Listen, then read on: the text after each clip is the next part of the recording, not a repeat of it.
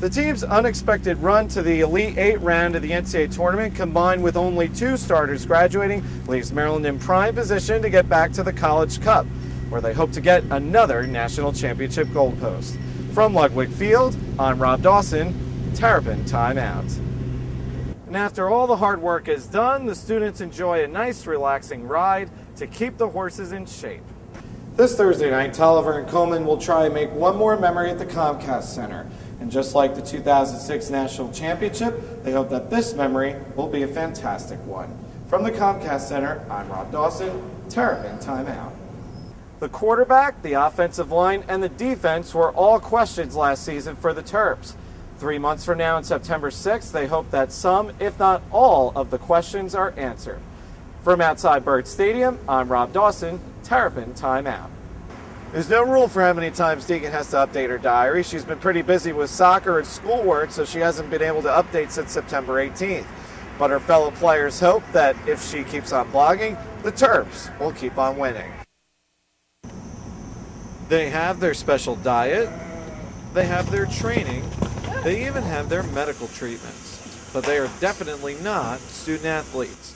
You have to pay attention to their physicals and how they feel. Since they're the athlete, you want to make sure they're okay. Meet Ellie, one of the 7 horses that the University Farm has. She's about to go for her daily workout on the course. But before she gets there, there's a lot of work to do for the equestrian club members to get her into shape.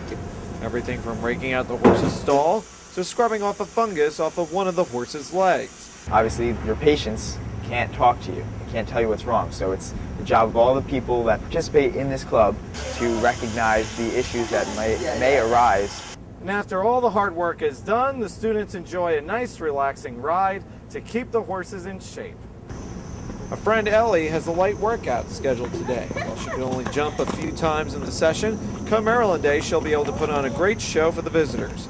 So with all this special care, it makes you wonder if these horses get better treatment than student athletes. We take care of these horses better than we take care of ourselves, by far.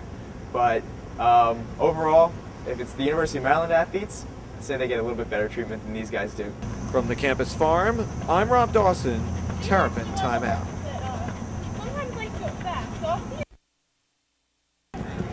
It all began in preseason. With the tap of the ball and the click of the keys, Deegan's diary was born.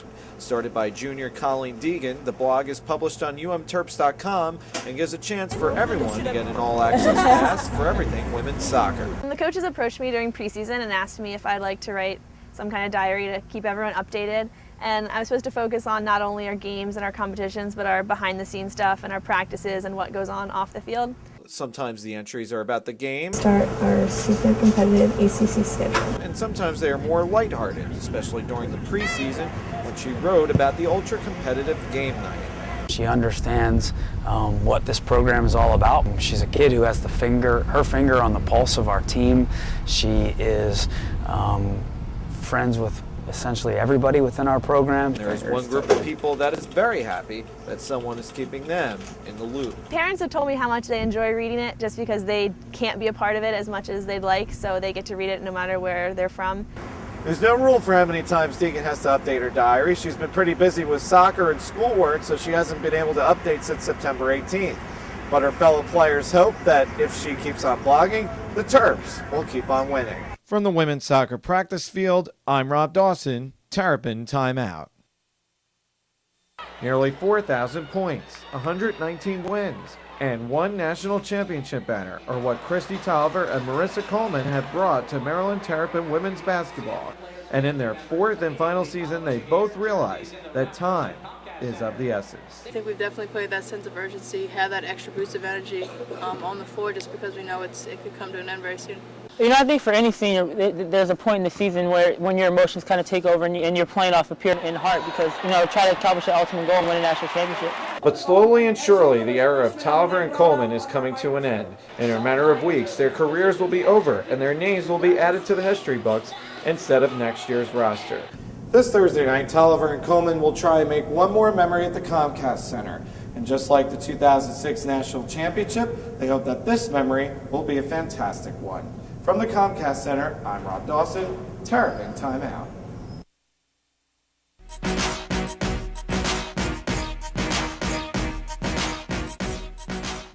Hi, everybody, and welcome to Terrapin Timeout. Along with Rob Dawson, I'm Patrick Guthrie. Coming up on the show, the men's basketball team is getting ready for the upcoming season. The players talk about what it will take to be successful. But first, we start with another championship for the field hockey team. The Terps have done it again. The field hockey team captured their second consecutive ACC championship by defeating Virginia 3-2 in overtime. Maryland was down 2-0 in the game, but came back to win. It was their largest deficit of the season.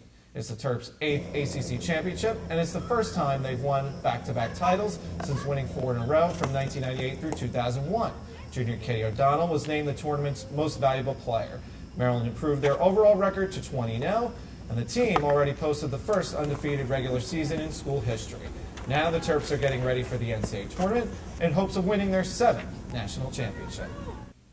Welcome back to Terrapin Timeout. The defending national champion men's soccer team has wrapped up the regular season and will now try and repeat as ACC tournament champions this week in Cary, North Carolina. The Terps finished with a 12-4-2 record. And after a successful regular season, the Maryland women's soccer team had a tough time in the ACC tournament. The Terps lost in the quarterfinals to North Carolina. The final score was 3-0. Maryland's record is now 12-5-2, and they have high hopes of making the NCAA tournament for the first time since 2004. While usually the focus in any sport is on the players making their shots, Craig Sussman takes a look at the people on the field calling the shots.